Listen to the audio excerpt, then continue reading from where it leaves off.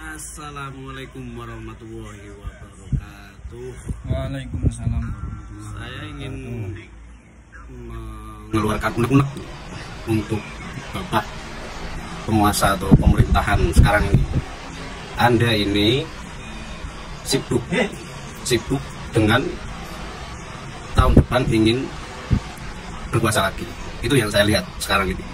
Tapi seharusnya itu Anda itu sebagai pemerintah itu harus tahu di bawah itu ada apa, kenapa, bagaimana. Rakyatnya bagaimana itu seharusnya Anda harus tahu. Turun langsung ke bawah. Apa yang terjadi? Karyawan-karyawan pabrik itu diperlakukan oleh atasan seperti apa? Terus kebijakannya orang-orang yang dari luar mendirikan pabrik di sini itu seperti apa? Oke lah, pabrik dibanyakin di Indonesia biar pengangguran itu biar mengurangi pengangguran. Tapi apalah jadinya kalau kita kerja itu tertekan dengan aturan, dengan kebijakannya yang di rakyat itu secara tidak langsung itu ditindas sama atasan-atasan itu. Kalian sebagai pemerintah tidak tahu itu semua. Dan kalian harus kontrol juga berapa ribu orang yang belum punya rumah. Dalam satu keluarga, dalam satu rumah itu dihuni beberapa keluarga. Kalian nggak tahu kan? Yang kalian tahu itu tahun besok itu kalian pengen maju nyalon terjadi lagi. Jadi yang di media-media itu yang didebat-debatkan itu masalah pertarungan aja, soal kekuasaan, merebutkan kekuasaan. Kalian korupsi aja masih banyak. Terus hukumannya itu masih ringan-ringan. Jadi rakyat itu belum puas sampai detik ini.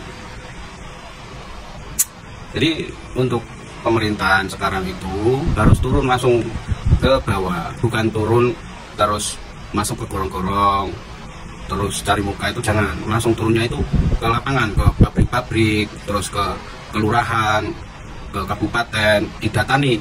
Itu yang di pesisir-pesisir itu satu keluarga itu dihuni 5 kakak, 6 kakak itu ada. Jadi sangat mengenaskan.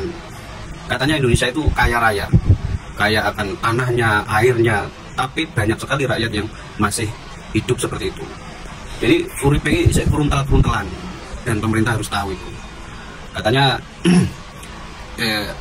katanya orang Indonesia itu punya Pancasila, dan sila kelima itu apa? Sila kelima, keadilan sosial bagi seluruh rakyat Indonesia. Itu sampai detik ini belum.